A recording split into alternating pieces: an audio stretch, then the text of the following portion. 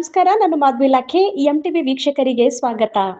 ತಾಳಿಕೋಟೆ ತಾಲೂಕಿನ ಕಲ್ಲಕೆರೆ ಗ್ರಾಮ ಪಂಚಾಯತ್ ನೂತನವಾಗಿ ನಿರ್ಮಾಣ ಮಾಡಿದ ಮಹಾತ್ಮ ಗಾಂಧೀಜಿ ಮಳಿಗೆಗಳ ಉದ್ಘಾಟನಾ ಸಮಾರಂಭದಲ್ಲಿ ಸಾನ್ನಿಧ್ಯ ಶ್ರೀ ಸಿದ್ದರಾಮ ಶಿವಾಚಾರ್ಯ ಮಹಾಸ್ವಾಮಿಗಳು, ಮೌಲಾನಾ ಮೊಹಮ್ಮದ್ ನಾಸೀರ್, ಅಧ್ಯಕ್ಷತೆ ರಾಜ ಅಹಮದ್ ಸಿರಸ್ಗಿ, ಉಪಾಧ್ಯಕ್ಷರಾದ ವಿಜಯಲಕ್ಷ್ಮಿ ಬೇಡರ್, ದೇವರಹಿಪ್ಪರಗಿ ಶಾಸಕರಾದ ರಾಜಗೌಡ ಪಾಟೀಲ್, ಸಿಂದಗಿ ಶಾಸಕರಾದ ಅಶೋಕ್ ಮನಗುಳಿ, ಲಕ್ಕಪ್ಪ ಬಡಿಗ್ಯಾರ್, ಸಂಗನಗೌಡ ಲಿಂಗದಳ್ಳಿ, ರುದ್ರಪ್ಪ ಗುಂಶೆಟ್ಟಿ, ದೌಲಸನ ನಾಯ್ಕೋಡಿ, ರಾಮರಾವ್ ದೇಶ್ಮುಖ್, ಕನಕರಾಜ್ ವಡ್ಡರ್, ಸುರೇಶ್ ನಾಡಗೌಡ, ಪಿಡಿಒ ಭೀಮರಾಯ ಸಾಗರ್, ಜಹಾಂಗೀರ್ ಸಿರಸ್ಗಿ, ದೇವೇಂದ್ರ ಜಂಬಗಿ, ರಮೇಶ್ ಹೊಸಮನಿ, ಶರಣಪ್ಪ ಮೋಪ್ಗಾರ್, ರವೀಂದ್ರ ಸುಧಾಕರ್, ತಿಪ್ಪಣ್ಣ ಮಾದರ್, ಹನುಮಂತ ವಡ್ಡರ್, ಶಾಂತಪ್ಪ ಬಿಂಜಲಬಾವಿ ಜೊತೆಗೆ ಅಪಾರ ಸಂಖ್ಯೆಯ ಗಣ್ಯರು ವೇದಿಕೆ ಮೇಲೆ ಆಸೀನರಾಗಿ ಕಾರ್ಯಕ್ರಮಕ್ಕೆ ಮೆರುಗು ತಂದುಕೊಟ್ಟರು. ವರದಿ ಮಹಾಂತೇಶ್ ಕಾಂಬ್ಳೆ ಮತ್ತು ಯಶವಂತ್ ವಾರದ್. ನಿರಂತರ ಸುದ್ದಿ ಮತ್ತು ಜಾಹೀರಾತುಗಾಗಿ ಎಂಟಿವಿ ಕನ್ನಡ ನ್ಯೂಸ್ ಅನ್ನು ಸಬ್ಸ್ಕ್ರೈಬ್ ಮಾಡಿ.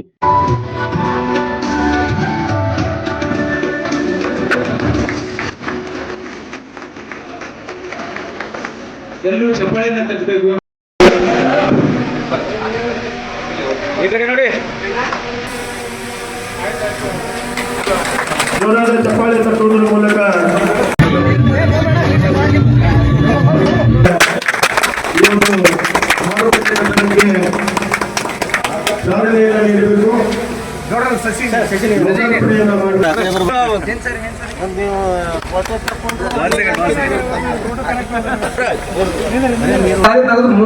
ಕೂಟಗಳಲ್ಲಿ ಸುಮಾರು ಒಂದು 70ರಿಂದ 80 ತನ ಅಂಗಡಿಗಳು ಕೊಡ್ತಾವ. ಅಂತ ಒಂದು ಪ್ಲಾನ್ ಮಾಡಿ ನಾವು ಅಂಗಡಿಗಳು ಮಾಡ್ಲಾಕತ್ತೀವಿ. ಆದ್ರೂ ಕೂಡ ಕೋರ್ಟ್ನಲ್ಲಿ ವ್ಯಾಜ್ಯ ಅದ. ಮಡಿವಾಳ ದೇವರ ಕೋರ್ಟ್ನಲ್ಲಿ ನಮ್ಗೆ ಅಷ್ಟ ಅಂಗಡಿಗಳು ಇಲ್ಲಿ ತರ ಬರ್ತಾವ ಅಂತಂದ್ರೆ ಅವ್ರಿಗೆ ನಾವು ಏನ್ ಹೇಳ್ದಂದ್ರೆ, ಅಂಗಡಿಗಳು ನಿಮ್ಗೆ ಬಂದು ಅಂದ್ರೆ ನೀವು ಜಾಗ ತೊಗೊಳಕತ್ರಿ, ಆದ್ರೆ ಕಟ್ಲಕ್ಕ ನಮ್ಗೆ ಅವಕಾಶ ಕೊಡ್ರಿ, ಅಡೆತಡೆಗಳು ಮಾಡಬೇಡ್ರಿ. ಯಾಕಂದ್ರೆ ಸುಮಾರು ಒಂದು 7-8 ತಿಂಗಳಿಂದ ಎಲ್ಲಾ ವ್ಯಾಪಾರಸ್ಥರು ಮನೆಯಲ್ಲೇ ಕೂತಿದ್ದಾರೆ. ಅವ್ರಿಗೆ ಉದ್ಯೋಗ ಕೊಡೋಣ. ನಾವು ಕೋರ್ಟ್ನ ಒಂದು ತೀರ್ಮಾನಕ್ಕೆ ಬದ್ಧದೀವಿ. ಕೋರ್ಟ್ ಏನ್ ಡಿಸಿಷನ್ ಕೊಡ್ತದೆ, ಇವತ್ತಾದ್ರೂ ನಾವು ವೇದಿಕೆ ಮೇಲೆ ಹೇಳಕ್ತಾ ಇರೋದ್ರಿ, ಕೋರ್ಟ್ ಏನ್ ಡಿಸಿಷನ್ ಕೊಡ್ತದ ಅದಕ್ಕೆ ನಾವು ಒಪ್ಕೋತೀವಿ. ಅದಕ್ಕೆ ಏನಾದ್ರು ತೊಂದರೆ ಮಾಡೋದು ಬೇಡ, ಅವ್ರಿಗೆ ವ್ಯಾಪಾರ ಮಾಡ್ಲಿಕ್ಕೆ ಅವಕಾಶ ಕೊಡೋಣ ಅಂದ್ರೂ ಕೂಡ ನಿನ್ನೆ DS ಅವ್ರ ಬಳಿ ಹೋಗಿ ಒಂದು ಲೆಟರ್ ಓಪನಿಂಗ್ ಮಾಡಬಾರ್ದು ಅಂತ ನಾವು ನಮ್ಮ ಯೋಚನೆ ಏನಂದ್ರೆ, ವ್ಯಾಪಾರಸ್ಥರಿಗೆ ವ್ಯಾಪಾರ ಮಾಡ್ಕೊಳಕ್ಕೆ ಅವಕಾಶ ಕೊಡ್ಬೇಕು ಮತ್ತು ಬದುಕಲಿಕ್ಕೆ ದಾರಿ ಮಾಡಿಕೊಡ್ಬೇಕು ಅನ್ನುವಂತ ಒಂದೇ ನಿಟ್ಟಿನಲ್ಲಿ ನಾವು ಆ ಅಂಗಡಿಗಳನ್ನ ಹಲವಾರು ರೀತಿಯ ತೊಂದರೆಗಳನ್ನು ಬಂದರೂ ಸಹಿತ ನಾವೆಲ್ಲರೂ ಆ ತೊಂದರೆಗೆ ಎದುರುಕೊಟ್ಟು ನಿಂತು ಅದನ್ನ ಇವತ್ತಿನ ದಿನ ಏನದ ವ್ಯಾಪಾರಸ್ಥರಿಗೆ ವ್ಯಾಪಾರ ಮಾಡುವಂತ ಒಂದು ಅವಕಾಶವನ್ನು ಕೊಡ್ತಾ ಇದೀವಿ. ಅದಕ್ಕೆ ನಾವು ಈ ವ್ಯಾಪಾರ ಮಳಿಗೆಗಳಿಗೆ ಏನು ಹೆಸರು ಕೊಡಬೇಕು ಅಂತ ಬಂದಾಗ ನಮ್ಮ ಸದಸ್ಯರ ಜೋಡಿ ಚರ್ಚೆ ಮಾಡಿದಾಗ ಹಲವಾರು ಹೆಸರುಗಳು ಬಂದು ಅದರಲ್ಲಿ ನಾವು ಮಹಾತ್ಮ ಗಾಂಧಿ ಮಾರುಕಟ್ಟೆ ಅಂತ ಹೆಸರಿಡము ಅಂತ ತೀರ್ಮಾನ ಮಾಡಿದೆವು. ಅದನ್ನ ಯಾಕೆ ಅಂತಂದ್ರೆ, ಮಹಾತ್ಮ ಗಾಂಧೀಜಿಯವರು ತಮ್ಮ ಜೀವನ ಚರಿತ್ರೆಯಲ್ಲಿ ಫಸ್ಟ್ ಏನ್ ಹೇಳ್ತಾರಂದ್ರೆ, ನನ್ನ ಜೀವನವೇ ನನ್ನ ಸಂದೇಶ. ಯಾಕಂದ್ರೆ ಅವ್ರ ಚರಿತ್ರೆಯನ್ನು ನಾವು ಓದಿದಾಗ ಗೊತ್ತಾಗ್ತದೆ. ಮಹಾತ್ಮ ಗಾಂಧೀಜಿಯವರೇನ ಅವರು ಬರೀ ಒಂದು ಲುಂಗಿ ತೊಟ್ಕೊಂಡಿದ್ರು ಅಂತಂದ್ರೆ ಬಡವರು ಇದ್ದ ಸಲುವಾಗಿ ಅಲ್ಲದು. ಅವರು ಅಂತ ಒಂದು ಪೂರ್ವ ಪ್ರಾಥಮಿಕ ಶಾಲೆನೇ ಇಂಗ್ಲೆಂಡ್ ಒಳಗೆ ಕಲ್ತಾರ. ಅಂತ ಶ್ರೀಮಂತರು ದೇಶಕ್ಕಾಗಿ ತ್ಯಾಗ ಬಲಿದಾನ, ದೇಶಕ್ಕಾಗಿ ತಮ್ಮ ಜೀವನವನ್ನೇ ಮುಡಿಪಿಟ್ಟು ತಮ್ಮ ಮಕ್ಕಳನ್ನು ಲೆಕ್ಕಿಸದೆ ದೇಶ ಸ್ವತಂತ್ರಗೊಳಿಸಬೇಕು ಅನ್ನುವಂತ ನಿಟ್ಟಿನಲ್ಲಿ ಹಲವಾರು ಅವರು ಹೋರಾಟಗಳನ್ನು ಮಾಡಿದ್ರು. ಅವರಿಗೆ ನಮ್ಮ ಇಂಡಿಯಾದಲ್ಲಿರುವಂತ ಕೆಲವೊಂದು ಮಹಾತ್ಮರಿಗೆ, ಕೆಲವೊಂದು ದೊಡ್ಡ ವ್ಯಕ್ತಿಗಳಿಗೆ ಒಂದು ದೊಡ್ಡ ಗೌರವ ಬರ್ತದೆ. ಇಂಗ್ಲೆಂಡಿನ ಹಲವಾರು ಪ್ರಸಿದ್ಧ ಆಗಿರುವಂತ ಹೆಸರನ್ನು ಇಲ್ಲಿ ಕೊಡ್ತಾರೆ. ಆದ್ರೆ ಏನದ, ಆಫ್ರಿಕಾದಲ್ಲಿರುವಂತಹ ನೆಲ್ಸನ್ ಮಂಡೇಲಾ ಆಫ್ರಿಕಾದ ಪ್ರಧಾನಿಗೆ ಆಫ್ರಿಕಾದ ಗಾಂಧಿ ಅಂತ ಕರೀತಾರೆ. ಯಾಕಂದ್ರೆ ಈ ಹೆಸರನ್ನ ಅವ್ರಿಗೆ ಜೋಡಣೆ ಮಾಡ್ತಾರೆ ಅಂದ್ರೆ ಆ ವ್ಯಕ್ತಿ ಎಷ್ಟು ದೊಡ್ಡವಾದಂತ ನೋಡ್ರಿ ನೀವು. ಅಮೆರಿಕಾದ ಮಾರ್ಟಿನ್ ಲೂಥರ್ ಕಿಂಗ್ ಅನ್ನುವಂತ ಅಲ್ಲಿಯ ಪ್ರಧಾನಿಗೆ ಅಲ್ಲಿ ಅಮೆರಿಕದ ಗಾಂಧಿ ಅಂತಾರೆ. ಆದ್ರೆ ನಮ್ಮ ಮಹಾತ್ಮ ಗಾಂಧಿಯವರಿಗೆ ಪ್ರಪಂಚದ ಗಾಂಧಿ ಅಂದ್ರೂ ಪರವಾಗಿಲ್ಲ. ಯಾಕಂದ್ರೆ ಅವರು ಪಾರಿತೋಷಕ ಪ್ರಶಸ್ತಿಗೆ ಮೀರಿದವರು. ಅದಕ್ಕೆ ನಾವೇನದ ಮಹಾತ್ಮ ಗಾಂಧೀಜಿ ಹೆಸರು ಇಡೋಣ ಅನ್ನುವಂತ ಒಂದು ನಿಟ್ಟಿನಲ್ಲಿ ಮಹಾತ್ಮ ಗಾಂಧೀಜಿ ಹೆಸರನ್ನಿಟ್ಟು ಇನ್ನೊಂದು ಏನದ, ಮಹಾತ್ಮ ಗಾಂಧೀಜಿಯವರ ಒಂದು ಮಾರುಕಟ್ಟೆ ಅಂದ್ರೆ ಸಂತೆ ಮಾರುಕಟ್ಟೆ ಈ ಸಂಕೀರ್ಣವನ್ನು ಅತ್ಯಂತ ಸಂತೋಷದಿಂದ ಮತ್ತು ಅಷ್ಟೇ ಅಭಿಮಾನದಿಂದ ಇವತ್ತು ನಾವು ಉದ್ಘಾಟನೆ ಮಾಡಿದ್ದೀವಿ. ಇವತ್ತು ಸ್ವಾಗತ ಮಾಡುವಾಗ ನಮ್ಮ ಒಬ್ಬ ಸೋದರ ಗ್ರಾಮ ಪಂಚಾಯತಿ ಸದಸ್ಯ ಸ್ವಾಗತ ಮಾಡುವಾಗ ನನ್ನ ಹೆಸರೇ ನೆನಪಾಗ್ಬಿಟ್ಟ. ಬರೇ ಮನಗುಳಿ ಅಂತ ಕರೆದ, ಅಶೋಕ್ ಮನಗುಳಿ ಅಂತ ಕರೀಲಿಲ್ಲ. ಮನಗುಳಿ ಅಂದ್ರೆ ನಾವು ಅಪ್ಪಾಗ ಅನಿಸ್ತು ನನಗೆ ಅನಿಸ್ಲಿಕ್ಕೆ ಅಂದ್ರೆ ಅಶೋಕನ ನೆನಪಿನ ಕಲ್ಕೇರಿಯಾಗಿಲ್ಲ. ಯಾಕಂದ್ರೆ ಯಾರು ನೆನಪು ಬಿಟ್ಟು ಹೋಗ್ಯಾರಪ್ಪ ಅಂತಂದ್ರೆ ನಮ್ಮ ತಂದೆಯವರಾದ ದಿವಂಗತ MC ಮನಗೂಳಿ ಅವರು ಈ ಭಾಗದ ಶಾಸಕರಾಗಿ, ಸಚಿವರಾಗಿ, ಈ ಭಾಗದ ಜೊತೆ, ಈ ಊರಿನ ಜೊತೆ ಇರುವಂತ ಒಂದು ಆತ್ಮೀಯತೆಯಾದ ಸಂಬಂಧ ಆ ನನ್ನ ಆತ್ಮೀಯ ಸೋದರನ ಬಾಯಲ್ಲಿ ಬಂದೈತೆ ಅಂತ ಹೇಳಿ ಬಹಳ ಅಭಿಮಾನದಿಂದ ಹೇಳಕ್ ಬಯಸ್ತಾ ಇದ್ದೀನಿ. ಇವತ್ತು ಈ ಕಾರ್ಯಕ್ರಮ ನೋಡಿದ್ರೆ ಇಲ್ಲಿರುವಂತಹ ಗ್ರಾಮ ಪಂಚಾಯತಿ ಅಧ್ಯಕ್ಷರಿಗೆ, ಗೌರವಾನ್ವಿತ ಸದಸ್ಯರಿಗೆ, ಉಪಾಧ್ಯಕ್ಷರಿಗೆ, ಶಾಸಕರಿಗೆ, ಇಡೀ ಬಿಜಾಪುರ ಜಿಲ್ಲೆಯ ಮಹಾಜನತೆಯ ಪರವಾಗಿ ನಾವು ವಿಶೇಷವಾದ ಅಭಿನಂದನೆಗಳನ್ನು ಸಲ್ಲಿಸಲು ಬಯಸ್ತಾ ಇದ್ದೀವಿ. ಯಾಕಂದ್ರೆ ಇಂಥ ಒಂದು ಅದ್ಭುತವಾದ ಕಾರ್ಯಕ್ರಮ ಇವತ್ತು ಗ್ರಾಮ ಪಂಚಾಯತಿ ಅನುದಾನವನ್ನು, ಸರ್ಕಾರದ ಅನುದಾನವನ್ನು ಇಷ್ಟೊಂದು ಒಳ್ಳೆಯ ರೀತಿಯಿಂದ ಸದ್ಬಳಕೆ ಮಾಡಿ ಅತ್ಯಂತ ಹಳೆಯ ವ್ಯಾಪಾರಿ ಕೇಂದ್ರವಾದಂತಹ ಕಲಿಕೇರಿ ಗ್ರಾಮದಲ್ಲಿ ನಮ್ಮ ಅಧಿಕಾರಾವಧಿಯಲ್ಲಿ ಒಂದು ಯಾವುದೇ ಒಂದು ಸಾಧನೆ ಮಾಡಬೇಕು ಅನ್ನೋ ನಿಟ್ಟಿನಲ್ಲಿ ಇವತ್ತು ಶಾಸಕರು ಸಹಾಯ ಮಾಡಿರ್ಬೋದು, ಉಸ್ತುವಾರಿ ಸಚಿವರು ಸಹಾಯ ಮಾಡಿರ್ಬೋದು. ಆದರೆ ಮನಸ್ಸು ಮಾಡಿದವರು ಯಾರಪ್ಪ ಅಂತಂದ್ರೆ ಅದು ಗ್ರಾಮ ಪಂಚಾಯತಿ ಅಧ್ಯಕ್ಷರು, ಸದಸ್ಯರು. ಇವತ್ತು ಹೇಳ್ತಾರೆ ಮನಸ್ಸಿದ್ದರೆ ಮಾರ್ಗ ಅಂದ್ರೆ ನೀವು ಮನಸ್ಸು ಮಾಡ್ರಿ ಅಂತೇಳಿ ಇವತ್ತು ನಿಮಗೆ ಮಾರ್ಗ ಸಿಕ್ಕೈತಿ. ಇವತ್ತ ಈ 1 ಎಕರೆ 13 ಗುಂಟೆ ಜಮೀನ ಇವತ್ತ ಗೌಟನ ಜಮೀನವನ್ನು ಇವತ್ತು ಗ್ರಾಮ ಪಂಚಾಯತಿಗೆ ಇವತ್ತು ಪರಿವರ್ತನೆ ಗೊಳಿಸುವುದ್ರ ಜೊತೆಗೆ ಇವತ್ತು ಗ್ರಾಮ ಪಂಚಾಯತಿಯಲ್ಲಿರುವಂತಹ ಸಮಸ್ತವಾದ ಅನುದಾನ, ಸರ್ಕಾರದ ಅನುದಾನವನ್ನು ಕ್ರೋಢೀಕರಿಸಿ ಇಲ್ಲಿರುವಂತಹ ಸಣ್ಣ ಸಣ್ಣ ವ್ಯಾಪಾರಸ್ಥರಿಗೆ ಅನುಕೂಲ ಆಗಬೇಕು.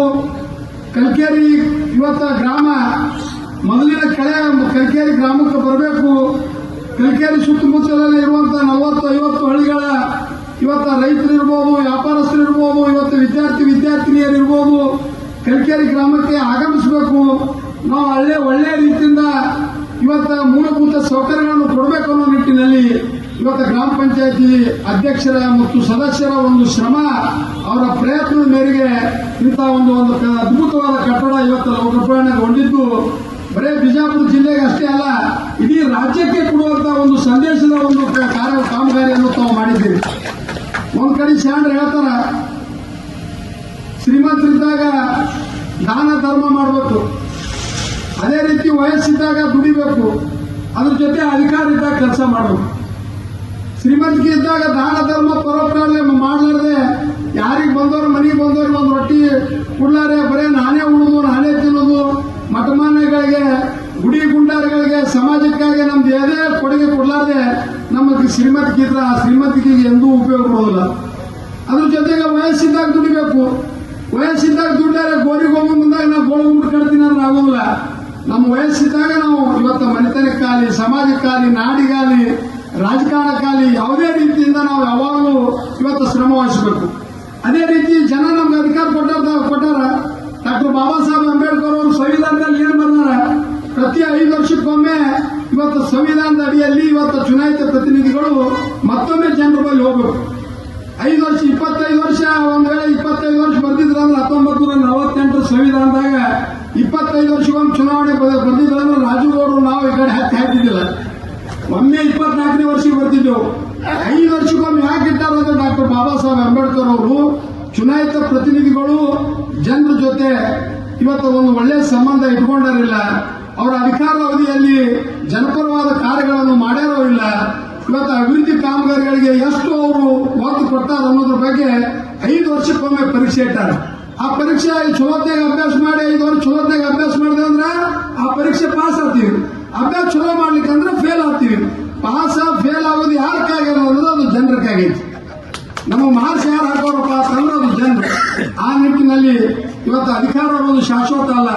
ಅಧಿಕಾರದಾಗಿದ್ದಾಗ ನಾವು ಶಾಶ್ವತವಾದ ಕಾರ್ಯಗಳನ್ನು ಏನ್ ಮಾಡ್ತೀವಿ, ಜನಪರವಾದ ಕಾರ್ಯಗಳನ್ನು ಏನ್ ಮಾಡ್ತೀವಿ, ನಮ್ಮ ಅಧಿಕಾರವನ್ನು ಒಂದು ಜಾತಿ, ಜನಾಂಗ, ಒಂದು ಪ್ರದೇಶ, ಒಬ್ಬ ವ್ಯಕ್ತಿಗಾಗಿ ಸೀಮಿತವಾಗಿಡದೆ ಸಾರ್ವಜನಿಕವಾಗಿ ಮೂಲಭೂತ ಸೌಕರ್ಯಗಳನ್ನು ಒದಗಿಸುವ ನಿಟ್ಟಿನಲ್ಲಿ ಇವತ್ತು MLA ಆಗಿರ್ಬೋದು, MP ಆಗಿರ್ಬೋದು, ಗ್ರಾಮ ಪಂಚಾಯತಿ ಆಗಿರ್ಬೋದು, ತಾಲೂಕ್ ಪಂಚಾಯತಿ ಆಗಿರ್ಬೋದು, ಜಿಲ್ಲಾ ಪಂಚಾಯತಿ ಆಗಿರ್ಬೋದು, ಇವು ಏನು ನಮ್ಮ ಸಂವಿಧಾನದಲ್ಲಿ ಬರುವಂತ ಇವತ್ತ ಈ ಏನು ಹುದ್ದೆಗಳವ, ಈ ಹುದ್ದೆಗಳಿಗೆ ಅಲಂಕರಿಸಿದವರು ಇವತ್ತು ಸಾರ್ವಜನಿಕವಾಗಿ ಇಡೀ ತಮ್ಮ ಜೀವನವನ್ನೇ ಸಮರ್ಪಣೆ ಮಾಡಿದ್ರೆ ಮಾತ್ರ ಇಂಥ ಅದ್ಭುತವಾದ ಕಾರ್ಯಗಳು ಪ್ರತಿಯೊಂದು ಹಳ್ಳಿಗಳಲ್ಲಿ ನಡಲಿಕ್ಕೆ ಕಾರಣೀಕರ್ತ ಆದಿತ್ತು.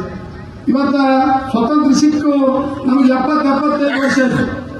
ಇವತ್ತು ಗ್ರಾಮ ಪಂಚಾಯತಿಗಳಿಗೆ ಇರುವಂತಹ ಅಧಿಕಾರ MLAಗೂ ಇಲ್ಲ, MP ಗೂ ಇಲ್ಲ, ಪ್ರಧಾನಮಂತ್ರಿಗೂ ಇಲ್ಲ. ಇವತ್ತು ಗ್ರಾಮ ಪಂಚಾಯತಿಯವರು ಇವತ್ತು ತಮ್ಮ ಏನು ಒಂದು ಸಭೆಯಲ್ಲಿ ನಿರ್ಣಯ ತಗೊಂಡು ಯಾವುದೇ ಕಾಮಗಾರಿಗಳು ಇವತ್ತು ಮಾಡಬೇಕಾಗಿತ್ತಂದ್ರೆ ನೇರವಾಗಿ ಮಾಡುವಂತ ಕಾರ್ಯ ಇವತ್ತು ಸಂವಿಧಾನದಲ್ಲಿ ಇತ್ತಂದ್ರೆ ಅದು ಗ್ರಾಮ ಪಂಚಾಯತ್ಗಳಿಗೆ ಮಾತ್ರ. ಇವತ್ತು ನಾವು ಶಾಸಕರಾದವರು ಇವತ್ತು ಕಲ್ಕೇರಿಗೆ ಬರ್ತೀವಿ, ದೇವರಿಪ್ರಿಗೆ ಹೋಗ್ತೀವಿ, ಆಮೇಲೆ ಹೋಗ್ತೀವಿ, ಯಾವುದೇ ಗ್ರಾಮಗಳಿಗೆ ಹೋದ್ರೆ ಒಂದು ವಾರ್ಡ್ನಾಗ ನಮ್ಗೆ ಒಂದು 10 ಮಂದಿ ಪರಿಚಯ ಇರ್ತಾರೆ.